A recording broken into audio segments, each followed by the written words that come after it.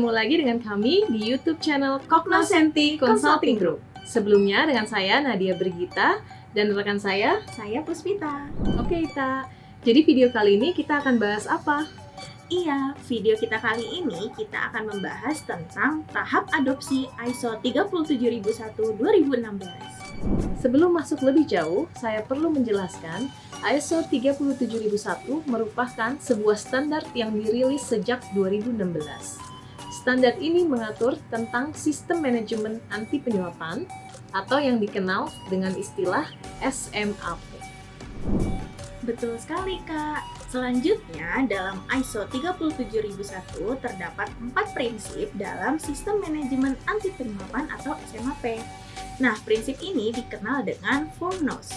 Boleh Kak dijelaskan lebih lanjut? Yang pertama, no bribery, yaitu hindari atau menolak segala bentuk suap menyuap dan pemerasan.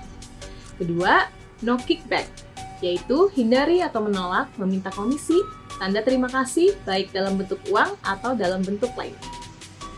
Yang ketiga, no give, yaitu hindari atau menolak penerimaan atau pemberian hadiah atau gratifikasi yang bertentangan dengan peraturan dan ketentuan yang berlaku.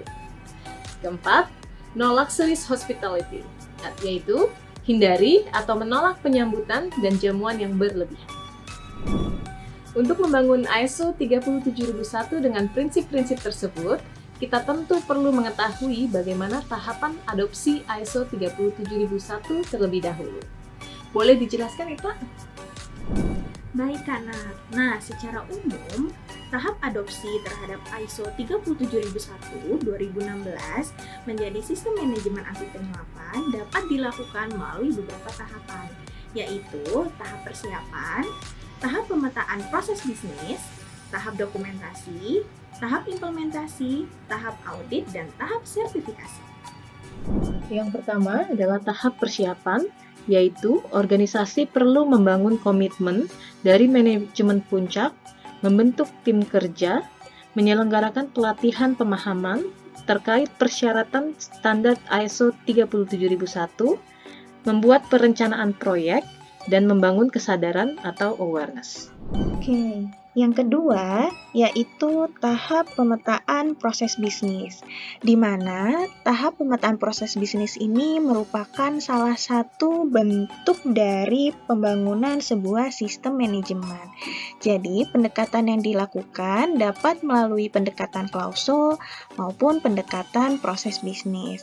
Nah, saat ini kami menyarankan yaitu melalui pendekatan pemetaan proses bisnis, di mana organisasi dapat melakukan pemetaan proses bisnis untuk membantu menerjemahkan strategi organisasi menjadi sistem manajemen anti penyuapan.